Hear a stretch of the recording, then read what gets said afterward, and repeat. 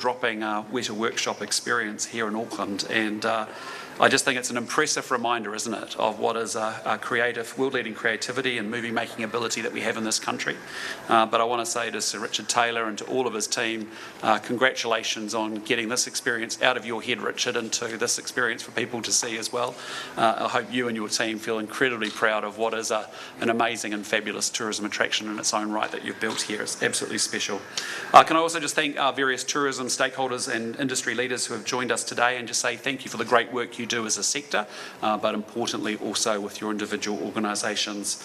And this is an important announcement in what I've been calling our rolling thunder of going for growth initiatives to drive much more economic growth into New Zealand.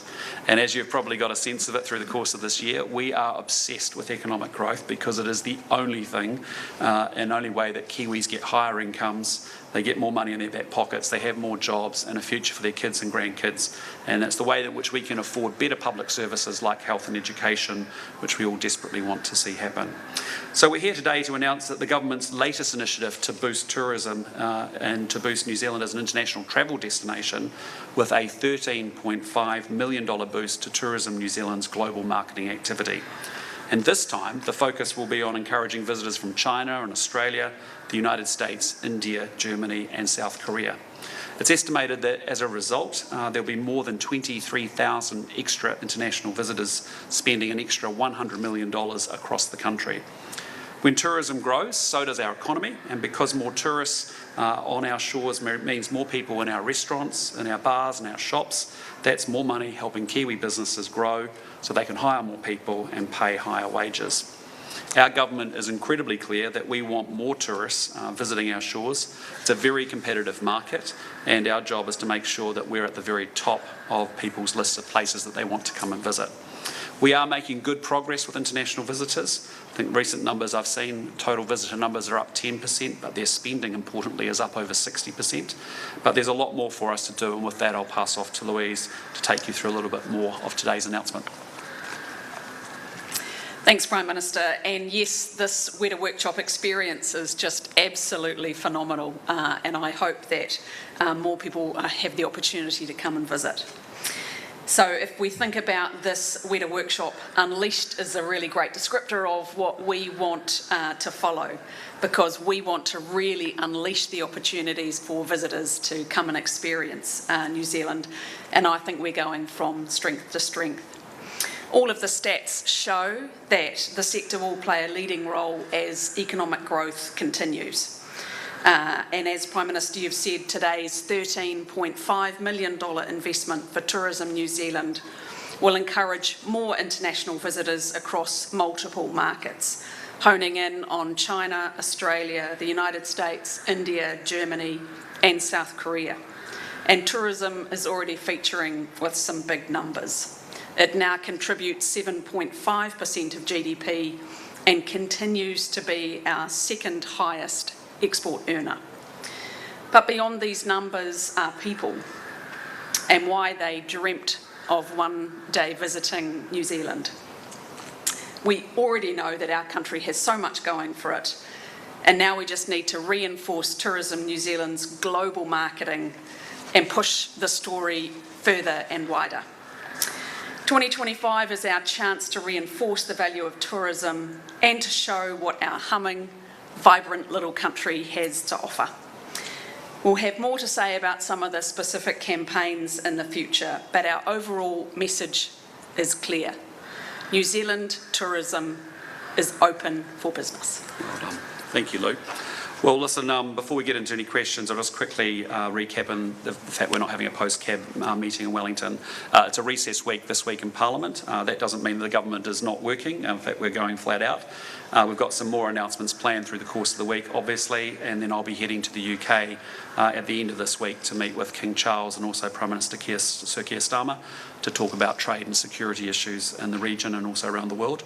And with that, we're happy to take your questions. And can I suggest we deal with the tourism questions first, and then we'll get to the issues of the day after that, if that's okay. I'll let you go.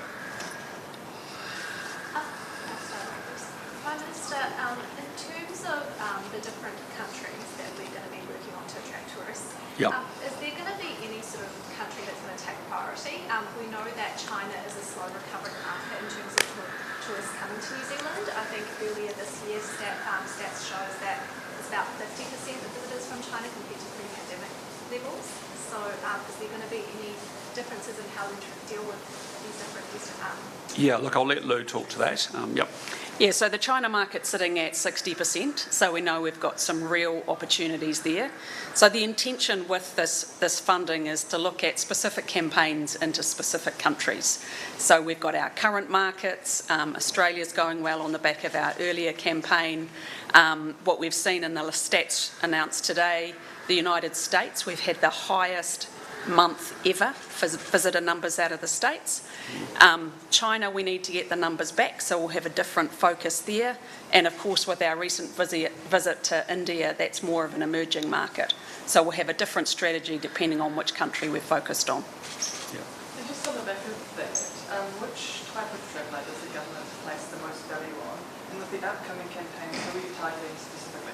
Yeah, so I mean, the amazing thing about the world, if you think about it, 195 countries, 8 billion people, there's about 154 million people that are what are called active considerers of a trip to New Zealand. So they've kind of got it on their bucket list of top 5 places they want to visit. And they plan to come to New Zealand in the next 3 years. And they also are planning to spend an amount of money while they're here that's above a threshold. And that's what we call the active considerer opportunity. So if you think about the 8 billion, we're down to 154 million. And our job is to convince them to come here before they die, because it would be an absolute tragedy if they don't make it to New Zealand before they pass. So that is our job, and the job of our marketing agencies and Tourism New Zealand is to make the case, and that's why this money targeted into those particular markets where we've identified where there's opportunity for us to build back our volumes is really kind of important. But it is actually genuinely people who love New Zealand, have it on their list, want to be here in the next 3 years, plan to spend a good amount of money each day while they're here, and it's one top 5 destination for them. Where's the money come from? It comes from our International Visitor Levy funds, yeah. Cool. Yeah. Prime Minister, why did you not consult the Foreign Affairs Minister? Sorry, we're going to move off our tourism questions. Are we all good? Was anyone else? Did you have a... Yeah, go. Sorry, come to the set. Just in terms of public transport in a city like Auckland, we know there's rail closures going on at... Sorry, there's what? The rail closures. Yep. The trains Yes. down at the moment for 2 Yep. weeks. And they were also closed for about a month in January this year. Yep.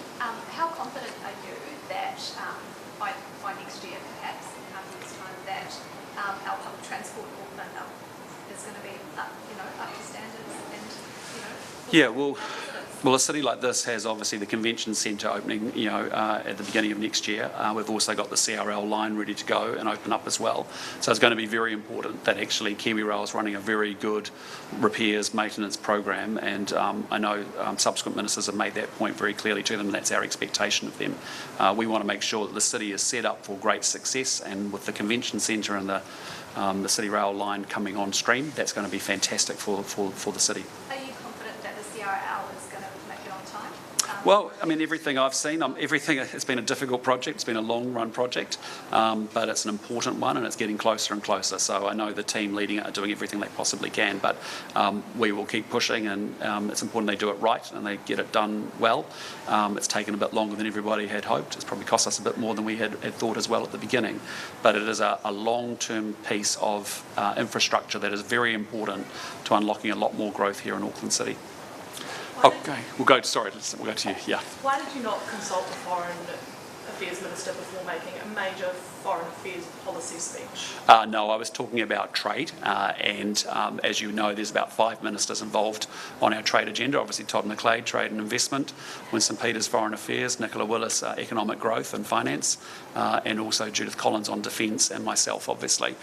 So it's quite normal in the way that I run my government. I don't expect to be consulted on every single decision or every single speech of any given minister, and I certainly don't plan to run my speeches past every other minister as well. Did you consult the Trade Minister on it?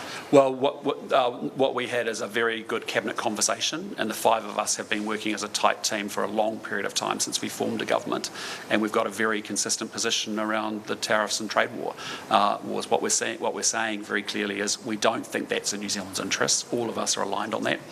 All of us are aligned on having a cool, calm and collected approach to it, which is what we've done over the course of the last week, and I think commentators have acknowledged acknowledge that. We want to have a positive and constructive relationship with the US. It's not a surprise to us, the tariffs, because that's what the President campaigned on. And importantly, in my telephone calls with world leaders, what I'm doing is first and foremost seeing how they're responding, encouraging them to respond in a very cool and calm way, make sure that if there's anything that we can accelerate in our bilateral relationships, we continue to do that. And then thirdly, between the different trading blocks that exist around the world, making sure that we actually affirm the rules-based system so that disputes and tariffs between, say, the EU and the CPTP countries or ASEAN countries doesn't become an issue in itself. Winston Peters has said explicitly that he hopes you get the message and pick up the phone and call him next time. What do you make of that? Because surely it's concerning for the Foreign Affairs Minister to be reprimanding you publicly. Well, I just say to you, we have a very strong cabinet alignment. We spoke about our response to this as a cabinet some weeks ago. We spoke about it as the issue emerged in last week, early last week, and we are very, very aligned around that. But I've got big people doing big jobs and big portfolios. I hold them to account. I expect them to be empowered and crack on with it. And that doesn't mean that we're going to have every time passing off speeches and decisions between each other when they're fully empowered to do so. But having said that, Winston and I and Nicola and Todd and Judith, we're all very aligned on tariffs and trade wars are bad. We're saying a very cool, calm, collected approach. We're going to be very positive, constructive with the Americans. We're making sure we're deepening up bilateral relationships. That's the work that we've been doing for the last 16 months.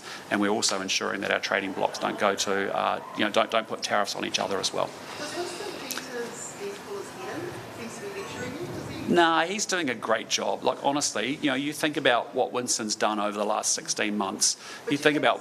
Spat. No, I wouldn't. It's a media beat up. I'll be honest with you. You're trying to make a mountain out of a molehill. Sorry? The Deputy Prime Minister is criticising you. It's not really a media beat up. This is something that's playing out. Because you're not talking to each other. No, we talk to each other all the time. We honestly, it's a different way. The way we work as a government, we're a good team. We're very aligned. We have a number of ministers that are accountable for lifting the urgency and the intensity of our international relationships. I'm involved with that. Winston's involved with that. Judith's involved with that. Todd's involved with that. Taken by surprise? Oh, well, look, no, it's not a surprise because we've had a cabinet conversation about the approach, which is let's stay calm, let's actually deal with what we've got to deal with. And I think you've seen us deal with that incredibly well over the last week or so. I think, our response as a leadership team has been excellent relative to what we've seen from other leaders who've often been a bit, have been jumped around and moved by quite a lot. Are you worried about Winston Peters going rogue once he hands over the Deputy Prime Minister? No, we have a mature coalition government made up of three parties. I said right from day one, this is different from what New Zealand has experienced before. This is very similar to what you see in Western Europe, where you have an MMP environment, it's mature. You have three parties with different positions. There's a lot more that unites us, on the core agenda of growing the economy, law and order, health and education. But also we have space in our coalition government for people of different parties to express different views. And that's quite okay. We're quite comfortable with it. We've been rolling that way since day one. That's all good. Sorry? Sorry? That's a horrible word to say, so just... Well, it's actually not a word, it's just... Sorry. Yeah. But the CEP and TPP, you've had conversations with world leaders. Can you give us a little bit of an indication about what those conversations are looking like? Any of the details? Yeah, there's three purposes for the reason why I've been talking to different world leaders. The first and foremost is to understand how they are perceiving and responding to the tariffs. And it's to make sure and to reiterate to them to be quite cool and calm about it all, in the same way that we have been domestically, but encouraging them to do that. And it's a good conversation leader to leader because we're all wrestling with these issues, and it's a good chance to talk that through. The second thing is to actually look to accelerate, is there anything more that we can be doing together in a bilateral sense? New Zealand working with Singapore, New Zealand working with Thailand, New Zealand. And we've, as you know, I've made a number of visits to a number of countries over the last 16 months.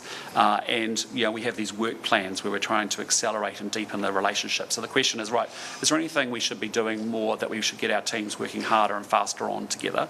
And the third thing is to make sure that actually everybody stays in formation, that what we don't need is is tariffs being levied from the CPTPP countries into the EU countries or the ASEAN countries into EU, that actually the different trading blocks that exist should affirm the trading rules that we've been working to and make sure that we uphold those. So that's been the nature of the conversations I've had. Very positive, really good conversations, and also very good to get some perspective about how people have been, each country's got a different set of challenges and a different set of economic conditions to work with as well. I've got two more economic questions, but do you think these conversations are going to avoid a global recession?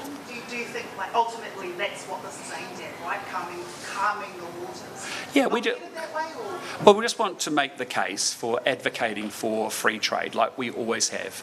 New Zealand has done exceptionally well over a number of decades under a number of different governments of different persuasions. That's been very unified around, hey, tariffs and trade wars are bad, because what happens, if our farmers get caught up importing machinery that's levelled with a tariff, that hurts the farmer, but it also hurts the cafe owner that the farmer goes and spends his money in as well, or her money in. So that's a really important thing, that we actually make the case for just people being mature, calm, consistent, and actually where we can, where we've got like-minded countries, continue to make that case very strongly, and that's what that's been about. And you're saying there that you're aligned with Winston Peters, but in the same breath you're still calling it a trade war, which seems to be exactly what he's saying you shouldn't do. No, what I'm saying to you very clearly is that New Zealand's long-standing position, and that's the position of our government and all of our cabinet ministers involved with this, is that tariffs and trade wars are bad. Winston's saying it, I'm saying it, Todd McClay is saying it, Nicola Willis is saying it, and Judith Collins is saying it. They're the 5 ministers that are involved in our international relationships. And so we've been very consistent on that point. And that's been a long-standing point of New Zealand for a long period of time. So that's point one. Point two is then we've just got to be very calm and collected as we've moved our way through those issues. And I think we have done that over the last week and a half, and will continue to do so. Is National ready for an election this side of Christmas? Sorry? Is National ready for an election? I know you might like the politics beltway conversations. I just say get out of Wellington a little bit more. We are very, very focused on delivering for the New Zealand people, and that is why we're here. There was an election in October 23. There'll be an election in 2026. Our job is to just get on with the task at hand and do things like this that are all designed to grow our economy. And I think you've seen that. We've got a government that has been very focused on opening up new free trade arrangements, whether it's with India, the Vietnam, the UAE, soon to be UK. We'll continue the deepening those relationships. We've had an infrastructure summit attracting investment. You just saw on Friday $1 billion investment going down in Waikato, Tainui. You've actually got, we've been out doing India. We've come back dealing with defence. We're responding, I think, to the tariffs situation incredibly well. So, we're very focused on making sure that we can lower the cost of living for Kiwis. If they feel we've done a good job and they're better off, they'll re-elect us in 2026. Prime Minister, in terms of tourism, oil prices have dropped. This is my last question. Yeah, sure. Oil prices have dropped. Yes. What do you make of that? Well, that's natural. So that's that's a normal feature, and that's where we may actually have some upside benefits. Frankly, as this shakes down, as the full impact of what this means on the global economy comes through, you could have pieces that are deflationary, and that would be imported inflation, for example, with lower fuel prices. That could be quite reasonable to continue. But equally, it's unknown. And all I'm trying to say to New Zealanders is, look, don't worry. We know it's challenging, but we are really well positioned. We've been working really hard in the last 16 months to build and deepen and diversify all of our trade relationships. We are a small country, and we want to frankly grow with every other country we possibly can, and that's why it's full foot, a flat foot down, full accelerator on the floor, because we're going for it and making sure we grow every opportunity we possibly can. So back to tourism, are you concerned at all that these campaigns won't be bought by people from foreign countries? Over your term, we've had international headlines about the Treaty Principles Bill, about opening back up mining, and opposition concerns about environmentalism. Are you concerned at all about international? Absolutely not, my friend. We are growing this country, and we're going to put growth at the heart of everything we do. And you just got to see the growth that we're seeing already in the recovery of tourism. And you've got a government that's backing our tourism operators. You've got a great, wonderful tourism proposition here in New Zealand.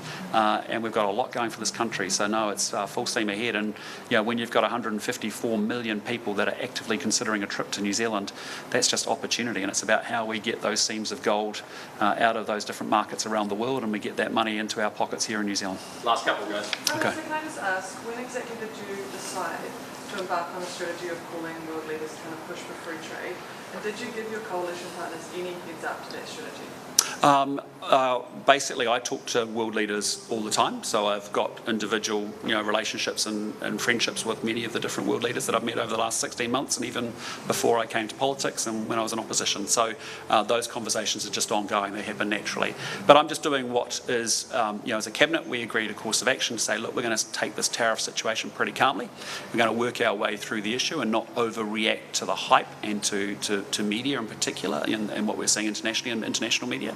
And we're going to deal with the issues and work our way through it. All I'm doing is making calls to leaders, as I said, to make sure everyone else is staying cool and calm, making sure that we deepen up our bilaterals and make sure that the trading blocs don't fight with each other. Last one. In terms of the, okay, I'll switch. Can you have you apologised at any point to Winston Peters for not sharing Friday's speech?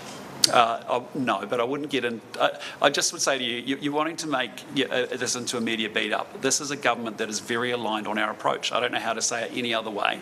I appreciate you wanting to make something out of nothing, frankly. But the point is that we are a government that knows what we're doing here. And whether it's Winston, whether it's myself, whether it's Todd McClay, whether it's Judith Collins, or whether it's Nicola Willis, we're all very aligned on what we're doing, which is we are here to make sure that we can grow this country, grow this economy, and we're doing everything we can to push all of our trading relationships in every country that we do. And it's quite normal for me to talk to world leaders around these sorts of issues and keep making the case of values that New Zealand stands up for, like free trade, sovereignty of nation states, same thing we do in the security space as we do in the economic space. Thank you. Cool. All right. Thank you, team. Appreciate it. Thank you.